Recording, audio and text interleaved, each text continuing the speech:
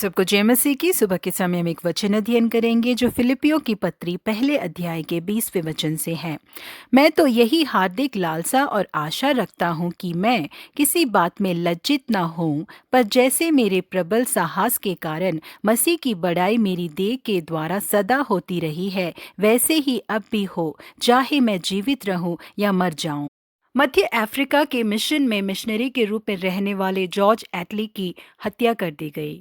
भले ही उनकी मृत्यु के लिए कोई साक्ष्य मौजूद नहीं था, लेकिन उनकी मृत्यु का कारण जो अफ्रीकन आदिवासी लोगों के अंदर आक्रोश था वही था करके पता चला।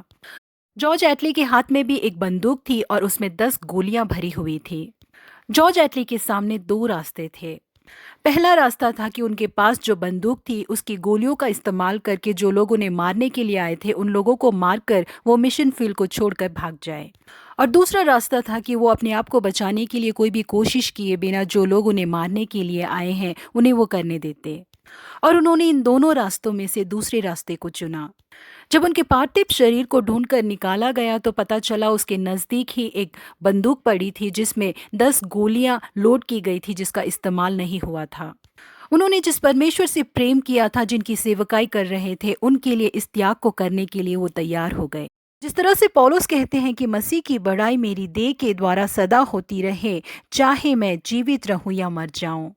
अपनी मृत्यु के द्वारा मसीह के नाम की महिमा होकर के जॉर्ज एटली ने मृत्यु को चुन लिया।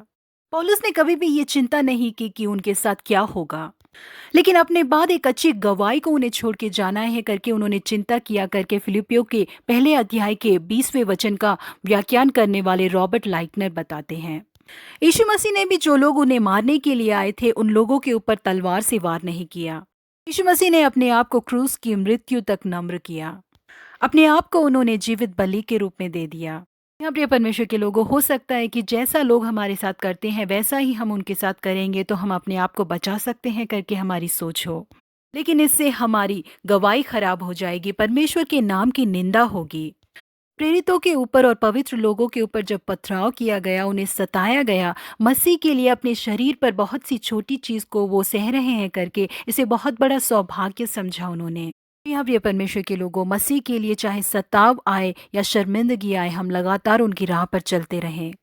अपनी गवाही को हम सुरक्षित रखें, हमारे जीवन से परमेश्वर के नाम की महिमा हो। प्रभु आप सबों को आशीषित करे। Have a blessed day.